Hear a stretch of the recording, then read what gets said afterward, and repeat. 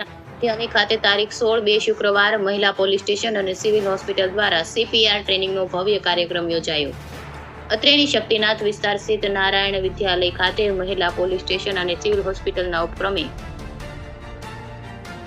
ધોરણ 8 અને 9ના SPCના વિદ્યાર્થીઓને સિવિલ હોસ્પિટલના doctor Nivedita Vadodariya, anaesthetist KMCRI doctor Nirali Prajapati, anaesthetist KMCRI general hospital Bharuch દ્વારા CPR ટ્રેનિંગ આપવામાં આવી હતી, જેમાં મહિલા પોલીસ કોન્સ્ટેબલના હેડ કોન્સ્ટેબલ સંગીતાબેન ભીખાભાઈ સાબલિયા અને કોન્સ્ટેબલ સપનાબા ઝાલા હાજર રહ્યા હતા.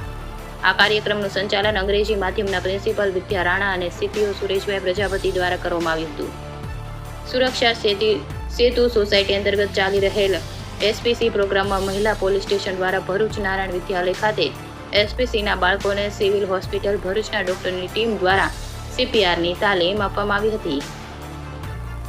ઇન્ડિયા 24 ન્યૂઝ સાથે ચિરાગ ઉપાધ્યાય, ભરૂચ.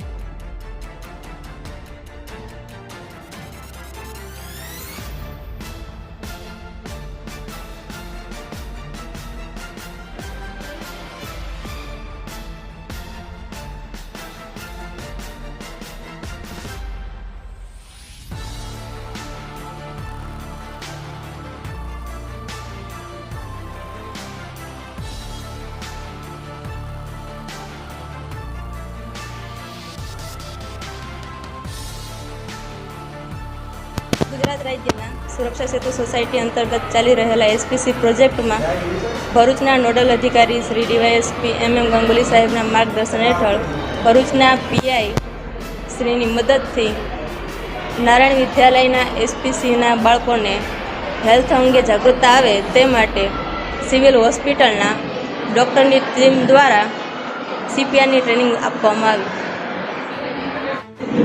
હું ડૉક્ટર નિવેદિતા વડોદરિયા, KMCRI ભરૂચની એનેસ્થેશિયોલોજિસ્ટ છું અને અહીંયા આજે નારાયણ વિદ્યાલયમાં પોલીસ સ્ટેશન ભરૂચ જે છે અહીંયા એમના સાથે કોલેબોરેશનમાં અમે અહીંના સ્ટુડન્ટ્સ 8th સ્ટેન્ડર્ડના છે, એમને અમે લોકો CPR ટ્રેનિંગ આપી છે અને આ CPR ટ્રેનિંગથી એ લોકોને ખરેખર બહુ બેનિફિટ રહેશે. એ પોતે તો શીખશે જ અને એમના રિલેટિવ્સને અને બધાને શીખવી શકશે અને ક્યારેક આપતકાલીન પરિસ્થિતિમાં એમનો પોતાનો એમના કલીગનો બધાનો જીવ બચાવી શકશે. અને સ્કૂલમાં કરાઈ છે ટ્રેનિંગ એટલે બહુ જ બેનિફિશિયલ રહેશે, કારણ કે સ્કૂલના સ્ટુડન્ટ્સ જ મેન અગત્યનો સમાજનો હિસ્સો છે. એટલે થેન્ક યુ.